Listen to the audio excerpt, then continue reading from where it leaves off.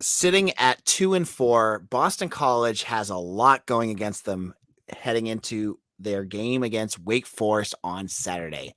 On today's show, Cam Lemons is going to join me from Demon Deacons Digest to talk about Wake Forest and what they could do to the Boston College Eagles.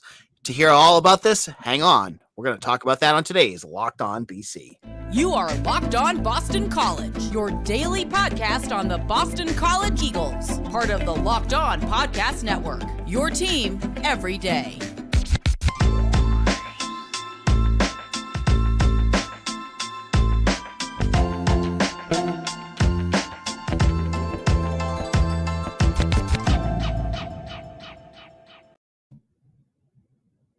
Hello and welcome. This is Locked On BC. I'm your host, AJ Black. Today's episode is brought to you by BetOnline. BetOnline has you covered this season with more props, odds, and lines than ever before. BetOnline, where the game starts.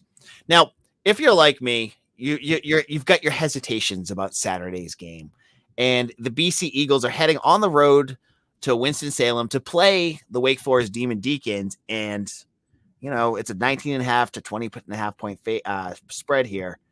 Can they hold their own? I wanted to get our perspective and go behind enemy lines to find more out about Wake Forest. And I have Cam Lemons of 247's Wake Forest site.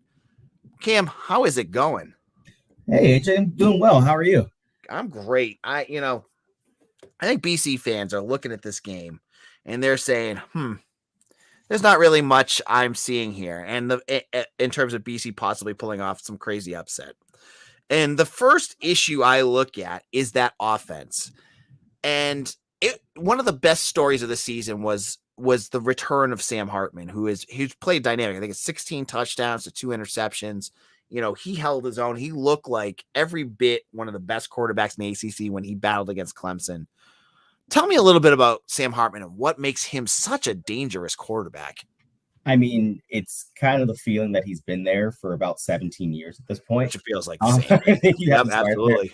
I mean, just hands in the air. I am a 2018 grad of Wake Forest. Sam Hartman early enrolled during my senior spring. So that's kind of an indication of how long he's been there. I mean, he came through that year, started in the fall his freshman year. Ended up breaking his leg around game 7, I think, of that year, and missed the last 4 games. Yep. Had to sit behind Jamie Newman in 2019. Jamie beat him out during that fall camp.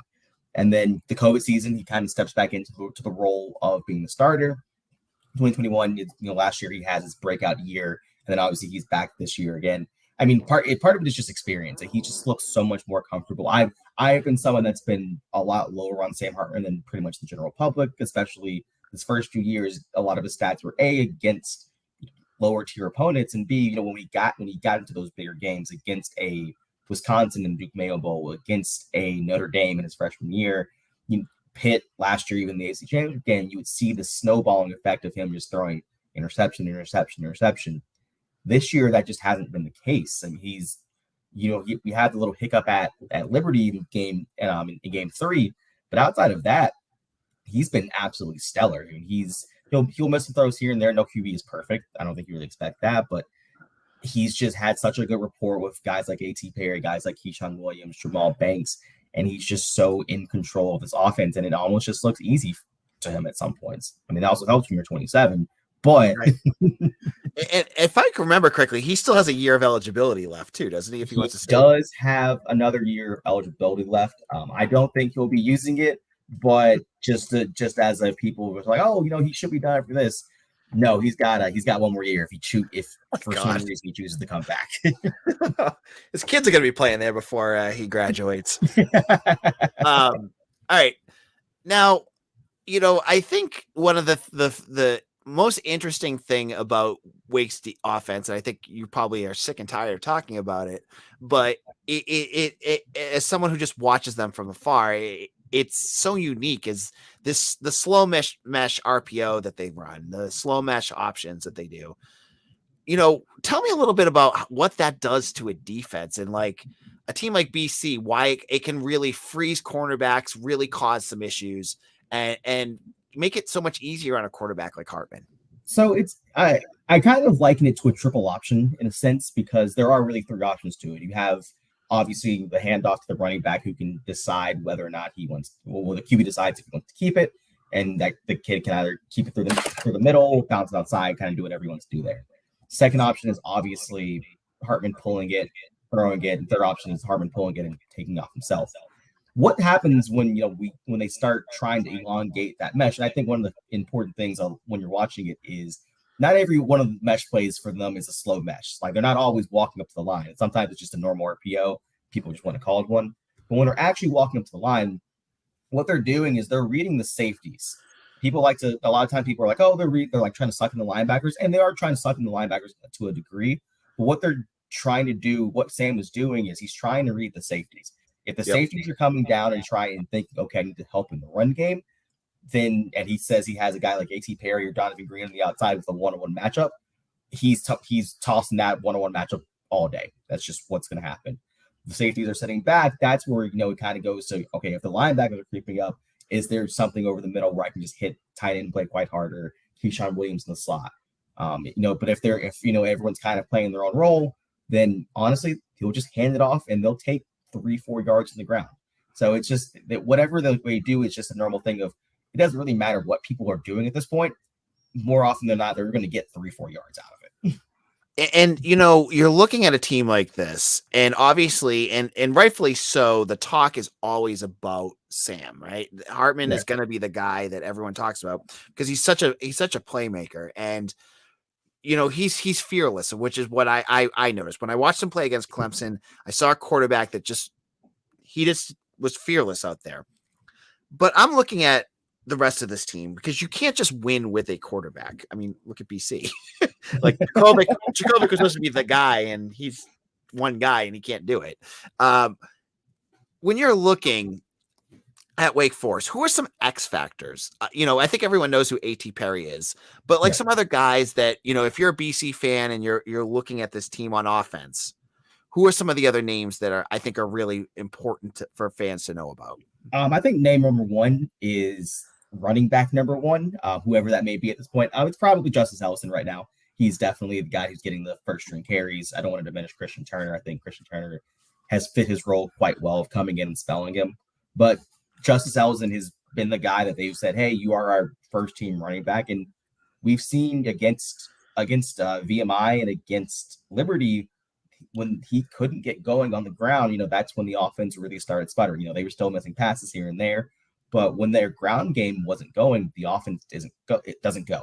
Right. And so what we saw against Liberty, we saw against FSU, and we saw honestly in the second half against Clemson when Clemson decided they were sick and tired of getting beat over the head when they kept playing man coverage on the outside. We saw the running backs like Justice Ellison keep kind of churning his legs, going. Like I said earlier, 3-4 yards, 4 yards is obviously a win for anyone, but 3 yards is a win for this offense. And the way that the running backs are kind of taught, it's a really patient style. They're not always trying to just hit the hole immediately and just sprint through and see what happens there. Justice Ellison's actually sitting there waiting, being patient, seeing, okay, is the hole actually going to open? Am I going to actually be able to bounce this out? What's going on there? And I think he's a really big impact guy there. I think Keyshawn Williams at the slot receiver has been an immense help to Sam Hartman and the Wake Forest team. He's been splitting time to the slot with him and Taylor Marin. And he really has coming out party in the Liberty game where he's kind of making tough catch after tough catch. And then FSU where Sam Hartman throws a ball that, if we're being honest, probably shouldn't have thrown it. And then I think he's listed at 5'10". The 5'8" Keyshawn Williams comes over here and just kind of mosses a 6-foot defensive back for a first down and really much just kind of sets the tone of the drive that Wake Forest used to put the game away. There's just so many options between Keyshawn Williams and Jamal Banks and Donovan Green, Taylor Marin, Blake Whitehart at tight end. They just have so many weapons for Sam Hartman to just throw the ball to right now. It's hard, especially, if you're someone that's just like, I'm going to pick this to be a good day for Donovan Green. And it's just like, sorry, 3 other guys have 5 catches for 90 yards. Sorry. So in a moment, I want to get in with Cam and talk about a defense that last year I thought was a major issue with Wake Forest, but they've made some changes and we've seen some improvements, but I want to know how big of an improvement it's going to be against a BC offensive line that folks, has been pretty putrid. We're going to get to that in just a moment. Now, I want to tell you about our friends over at SweatBlock. SweatBlock is doctor recommended. It was created by a doctor with his own excessive sweating, and it helps tremendously. I'll tell you from personal experience, I'm a guy in the summer months. It doesn't even have to be summer months. If the heat's just a little high, I sweat. If I'm wearing a dress shirt, goodbye. It's terrible for pictures. I look like a big sweaty mess. And that's when I started using SweatBlock. You apply it at night before you go to bed, and it will work for days after you apply it.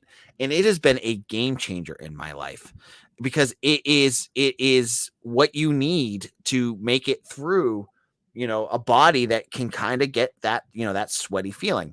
So if you or someone you love is experiencing embarrassing sweat or odor, try SweatBlock. You can save 20% with promo code locked on at sweatblock.com, or even you can just go to Amazon. It's available there. Folks, I'm telling you from personal experience, you need to check out SweatBlock. This is Locked On BC. I'm your host, AJ Black. I'm here with Cam Lemons of 247's Wake Forest site, and we're talking about Wake Forest and BC. But before we do that, I want to make sure I've told you guys, we are on a quest to get 600 subscribers to our YouTube page before the start of the basketball season. So if you're listening to this right now, what you need to do is hit that subscribe button, and you'll get notified when we go live. And we're going to do I'm going to go live probably after the Wake Forest game this weekend with Mitch to talk about what happens. And got a bad feeling about it, but we'll get there. We'll talk about it. We'll get through it together. You're only going to be able to get that if you are subscribed to us on YouTube. So hit YouTube. And if you're listening to this on the podcast, go to youtube.com, look up Locked On BC, and hit that subscribe button. It does help the podcast out a lot. Now, Cam, last year, Wake Forest was it seemed like a one-dimensional team where you had this otherworldly offense that was, frankly, a lot of fun to watch if you're just watching a game and you're going, holy crap, that offense is so good. And then I go back to the Army game and I go, oh my gosh, that defense was so bad. And then you got a new defensive coordinator down to about 25 points per game, which with that offense is what you need. Tell me a little bit about this defense and are they playing up to what you need them to do, or are they still kind of lagging behind? There's still some things I want them to clean up. I actually just kind of wrote an article this morning that touched on the fact that they're still allowing one of the highest explosive rate teams allowing especially through the air. Like, teams are still gashing them through the air occasionally. Yep. Clemson did it essentially 7 times, which essentially cost them the game. Florida State, whose wide receivers aren't necessarily all world, were kind of gashing through the air 5 times. Army opened up the game with it. So there's still some things to be clear out there. And I know against Army, they were down 3 corners, and they should be getting guys back in the secondary this week, which they have been missing for the last couple of weeks. But all in all, I've been impressed with, at least the turnaround. At least I'm fine with guys getting beat through the air to a certain point. Sometimes you're just going to lose those one-on-one fights. It happens. There was points where Clemson was having their 6'6", 250 tight end against one of Wake's best safeties, Malik Mustafa, who's 5'11", 200 pounds. You're not going to win that one. Right. What was problematic last year was just there were just so many things that were just basic things. They would just mess up. It would be a linebacker would point out that someone's coming out on a wheel route. He would point it out to a linebacker, point it out to a corner, and no one would take him. They'd miss just easy tackles here and there, and you would just be sitting there and going, you'd have good. And I think the biggest part was they were being inconsistent. You'd have games against FSU and UVA, whose offense was pretty good last year. You had those 2 games, they thought they was like, okay, cool. The defense is kind of making sure they can keep the offense in game and allow the offense to really thrive. Against Florida State last year, I think they had 5 turnovers. And then, like you said, they have the Army game. They have the second half of the UNC game last year where, sure, they went down 3 corners, but you still gave up 55 points. That can't happen. I don't want to, the pick game wasn't really on them. There was a lot of short fields there, but it was just a lot of times that it just felt like just tackle after tackle, they were just missing. And this year they're not doing that. One thing that the players have continued to say in the interviews have been, they aren't, especially the defensive line, which I think there's been a massive improvement. They're just not thinking as much. A lot last year, the defensive line was trying to play a lot of, they were trying to just kind of like hold up gaps and like let linebackers come in and kind of clean things up. Now the defensive line is being challenged. You're going to go out there and win a one-on-one battle with whoever you got in front of you. They'll still stunt, which will still open stuff up for the linebackers, but you're not sitting there and just trying to like eat up space. You're sitting there trying to win. And I think that's made such a huge difference for the rest of the defense, because now they're getting a lot more pressure on the quarterback. They're getting this with or without blitzing. They're allowing the linebackers to actually come in and make plays that aren't at halfway impossible angles. They're giving their DBs a chance to say, hey, if you guys can just hold up in coverage for 4 seconds, we'll get to the quarterback, we'll bring him down, and good. And I think that's been a huge adjustment from last year, where it kind of felt like they would just be spamming 1 or 2 calls every now and then and just be like, okay, cool, that's not working. What are we doing now? All right, so good to know. And I think BC fans you guys are going to want to know like what you're getting into here when you're playing a team against Wake Forest. Now, on the BC offensive side of the ball, the question going into every single game, I feel like a broken record. I talk about this 5 times a week, and I feel like I've talked about the offensive line 60 times now. It's just going on and on and on. It's going to be the battle in the trenches, and at its essence, a lot of football, that's what it is. But for BC, it's multiplied, because their offensive line, we don't know if Drew Kendall's going to play their starting center. We don't know if Finn Durstein's going to play their guard. It's still a big question there. Talk a little bit about how Wake's defensive line has played. I know you talked a little bit about it, but in terms of pass rush, and some of those names that people are going to want to watch, that could have big games. Let's be frank. I mean, it's hard for me to say, it starts and ends with there, because I think there are 2 guys that things really started with. First is edge rusher Rondell Bothroyd. He's been another guy that's been with the program 17, 18 years at this point, who also does have another year of eligibility. I don't think he'll be using it, but I mean, he's one of PFF's highest rated edge defenders in the ACC as well as in the nation. I think he has a 90 grade overall in pass rushing, which, I mean, if you're not familiar with PFF grades, 90 is NFL level at this point. Yep.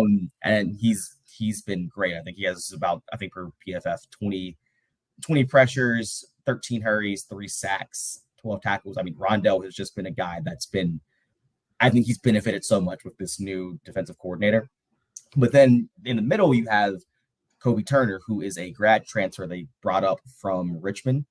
They've actually been kind of farming from Richmond the last couple of years, which has been really interesting.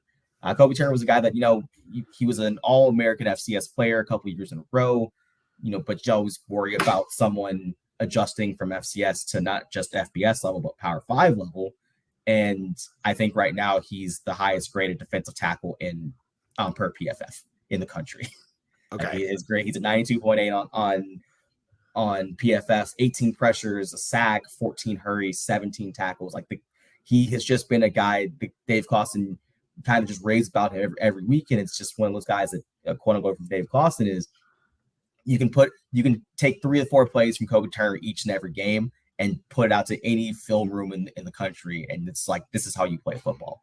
He's just been an absolute wrecking machine on the defensive line. They've been a team in a defensive line that has been really, really welcoming this newfound aggression, not having to think and just saying, we're just going to get after the quarterback, get after the running back, and just no one's really going to stop this. The only team that really stopped them was Clemson, who I know Clemson's offensive line has gotten some flack here and there over the last year, but I think it's more so because they've gotten, last year they were bad, but this year I think they've just gotten flack because they're not, CFP level, but they're still ultimately one of the best offensive lines in the ACC. Yep. And so, but every other line that Wake has gone up against, they've kind of just done what they wanted to against them. Yeah. Now, in a second, I'm going to talk about game previews, but I also want to ask Cam, BC and Wake Forest have a lot in common. And I think BC fans have looked at Wake Forest as a program they want to emulate in terms of the success of their football program.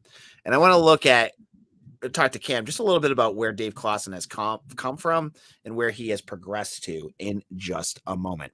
But before we do that, our friends over at betonline.net are your number one source for betting football and the start of the new basketball season. Find all the latest player developments, team matchups, news, podcasts, and in-depth analysis on every game. And as always, BetOnline remains your continued source for all your sports wagering information with live betting and up-to-the-minute scores for every sport out there. When I just went on before this podcast, BC and Wake, it was plus 20.5 for Wake. And I'll get on tomorrow's show what my thoughts are. But if you think that's too high, it's minus 20.5. Sorry, for Wake, minus 20.5. But I'll tell you right now, the over under is 61.5. I already went on BetOnline. I hit the under on that one. I think that's a slam dunk. But you can go, if you agree with me, if you disagree with me, head over to BetOnline. They have it all. It's so easy to use. You can go over there and make your sports wagering information picks lightning quick. It's the fastest and easiest way to check in on all your favorite games and events, including Major League Baseball, MMA, boxing, and golf. So head to the website today or use your mobile device to learn more. BetOnline, where the game starts.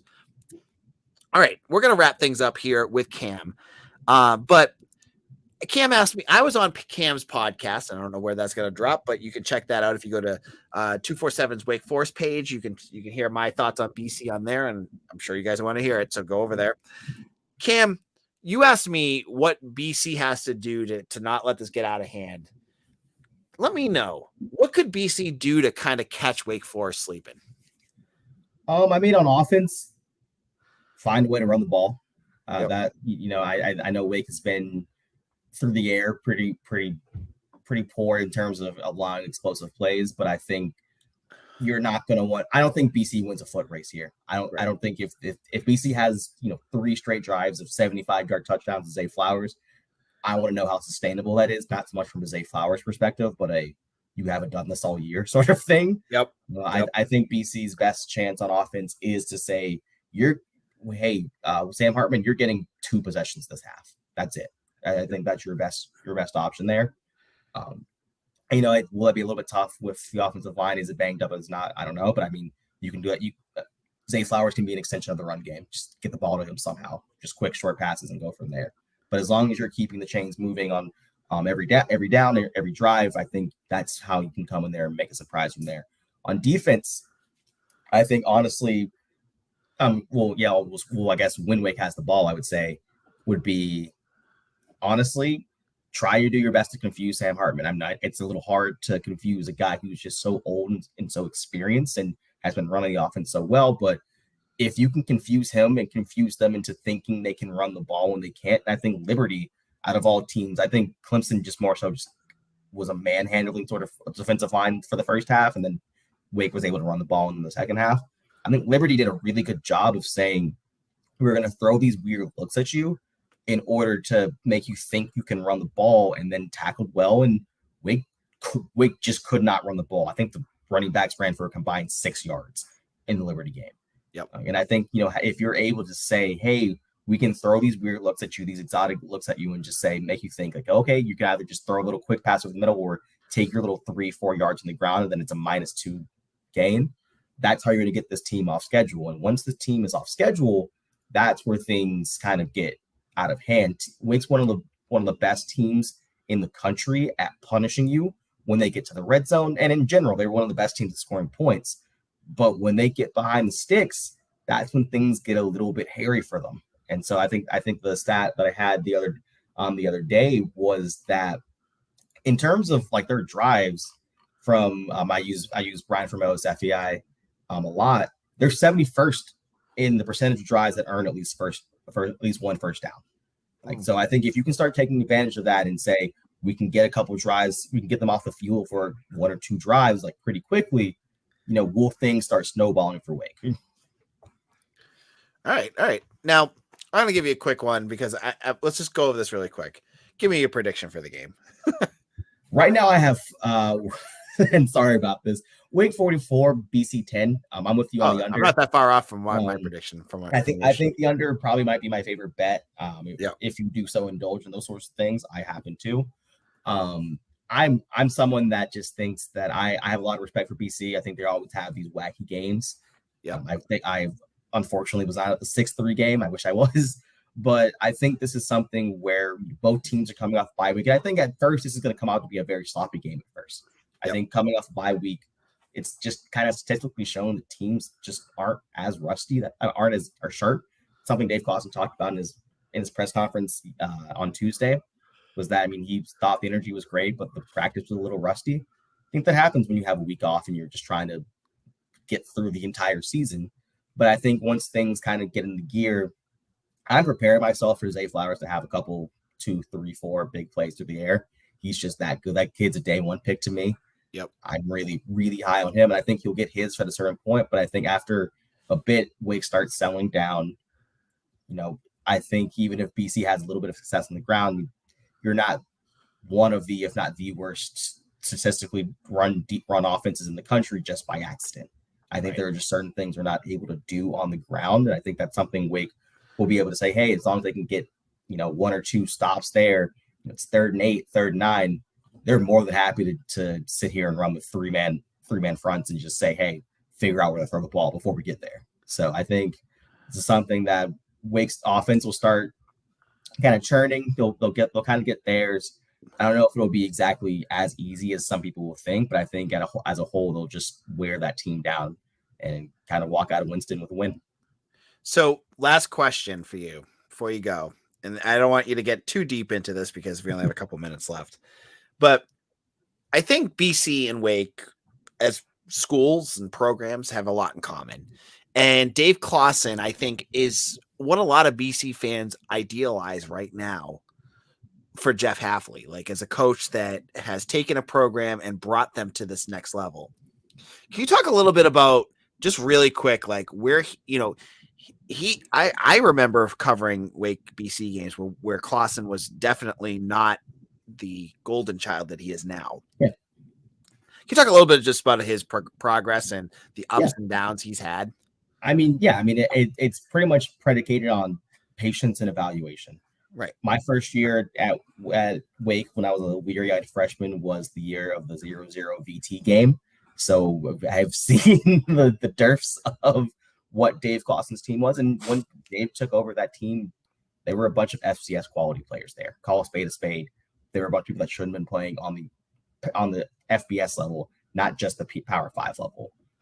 And, by after year 2, things got a little wonky because, you're still trying to build a program and it takes 2, 3, 4 years to do that. But once he got his guys in, and I think that's been a testament of Dave Clawson and his staff, has been, you look at Warren Ruggiero, who's just turned 3-star quarterbacks like Jamie Newman and Sam Hartman, John Walford into legitimate prospects and legitimate college quarterbacks. You look at running backs coach John Hunter, who discovered Kenneth Walker III, who's now in the NFL, and you have their wide receivers coach Kevin Higgins. I think Kevin Higgins has an argument against anyone except maybe Brian Hartline at Ohio State for wide receiver coach, best wide receiver coach in the nation. You just keep going through a list of where his staff and who's evaluating the guys that bring in, that they're saying like, wow, they're finding these guys and they're developing it, and it's because Dave Clawson's approach isn't just, hey, we're just going to go out there and get these 4 or 5-star guys. Of course, everyone would love them, but it's just been a thing that they've trusted their evals, and their evals have resulted in year after year. It's kind of out loud now. But the last few years, we'd always have the info of like, oh yeah, like Miami's coming after this guy, Southern California's coming after this guy, Notre Dame, etc. That was usually kind of quiet. Now you look at their recruits this year, and publicly, Miami's coming after one of the wide receivers. Notre Dame's coming after one of the wide receivers.